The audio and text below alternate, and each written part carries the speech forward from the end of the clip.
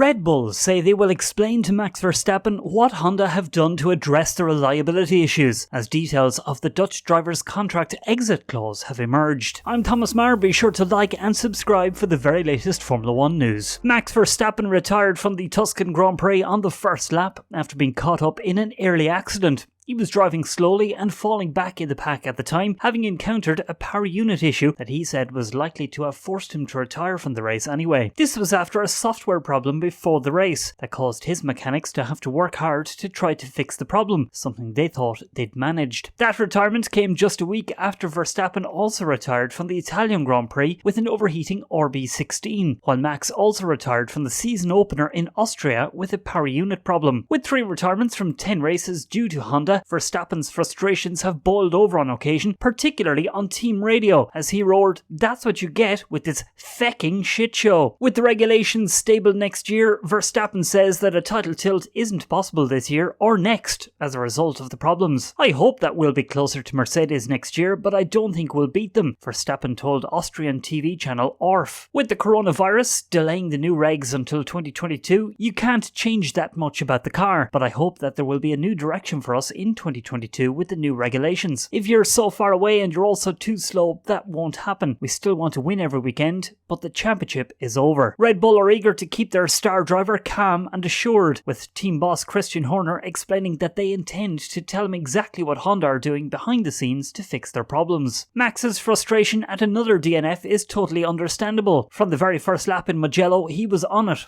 "We had a very fast car and some real progress has been made with the balance of the car. That is what was so galling for him. In the heat of the moment, when you've gone from the adrenaline of the start to the disappointment of ending up in the gravel trap, it's only natural to vent on the radio," Horner explained. "We really felt that in the race we could take the fight to Mercedes. He had done the hard work in beating Lewis off the line and it was going to be game on, but of course that didn't materialise. It was the second race in a row and a huge frustration for him because he's hungry and wants it so badly. If he didn't have that hunger, he would not be the driver he is and the one that we all want to watch fight for victories each weekend. He has to get it out of his system now and then look forward. We'll go through it with him prior to Sochi and discuss what has been done behind the scenes between Honda and the team to help so it's rectified for the next race." Red Bull may have some cause to want to keep Verstappen calm, as details of an exit clause have emerged. Max signed a 3-year deal to stay at the team until the end of 2023, but as is normal for top-end teams, performance clauses have been included. Red Bull and Honda have to hit certain levels of performance. This is usually defined by points scored, wins achieved, or maybe championship position in order to lock Max into his contract. If they can't, then Max can break contract without penalty and look elsewhere if he wants. This also works in the other direction, with teams able to drop drivers if they don't perform to a certain standard. With Honda's supply deal with Red Bull coming to an end after 2021, it's entirely possible that the team may have to look elsewhere for an engine supplier if an extension can't be agreed upon. This would have huge implications for keeping Verstappen, who is also understood to have a clause in place that his contract is dependent on the team being supplied by Honda. Helmut Marko told Germany's Motorsport magazine,